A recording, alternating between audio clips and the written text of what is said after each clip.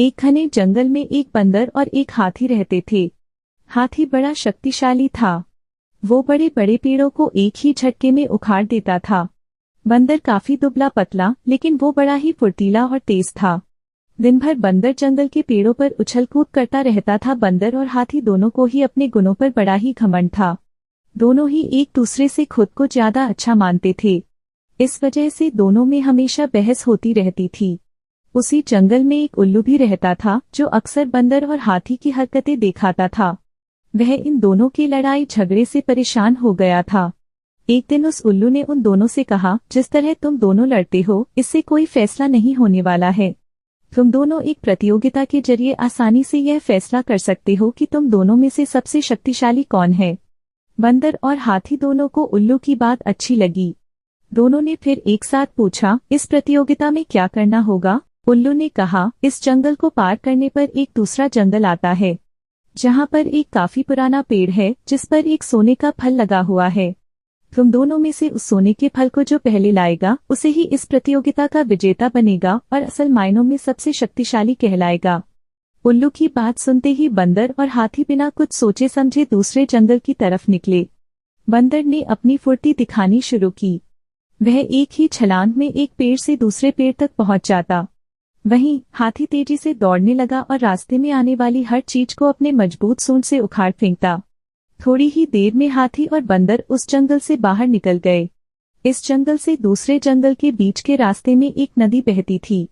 उसे पार करने के बाद ही दूसरे जंगल में पहुंचा जा सकता था। बंदर ने फिर से अपनी फुर्ती दिखाई और झट से वह नदी में कूद गया, लेकिन पानी की लहर काफी तेज थी, तो बंदर नदी में बहने लगा। बंदर को नदी में बहते हुए देखकर हाथी ने तुरंत अपनी सूंड से उसे पकड़कर पानी के बाहर निकाल दिया। हाथी के इस व्यवहार को देखकर बंदर काफी हैरान हुआ। उसने विनम्र होकर हाथी को अपनी जान बचाने के लिए धन्यवाद कहा और अपनी हार मानते हुए हाथी को ही आगे का सफर तय करने के लिए कहा। बंदर की इस बात को सुनकर हाथी ने कहा, मैं नदी पार कर सकता है, तुम भी मेरी पीठ पर बैठकर इसे पार कर लो। बंदर हाथी की बात मान गया और वह हाथी के पीठ पर बैठ गया। इस तरह दोनों ने नदी पार कर ली और दूसरे जंगल में पहुंच गए। फिर दोनों ने मिलकर सोने के लगे हुए फल वाले पेड़ को भी खोज निकाला। सबसे पहले हाथी ने अपनी अपनी सूंड से उस पेड़ को गिराना चाहा, लेकिन वह पेड़ काफी मजबूत था।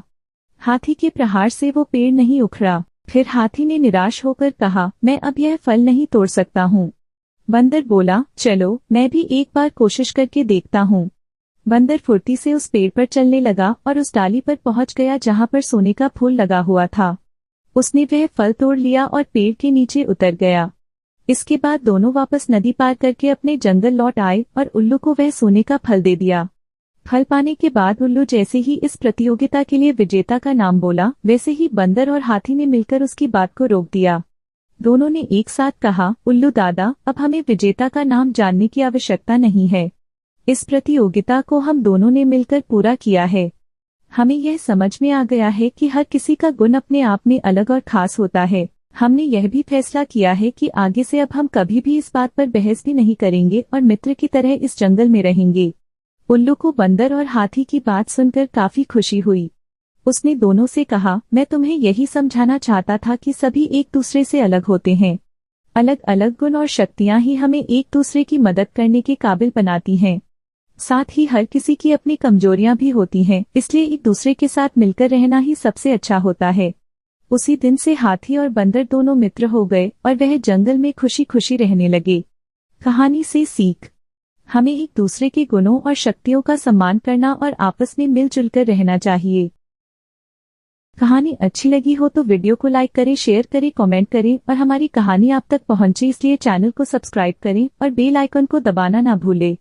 कहानी को सुनने के लिए धन्यवाद।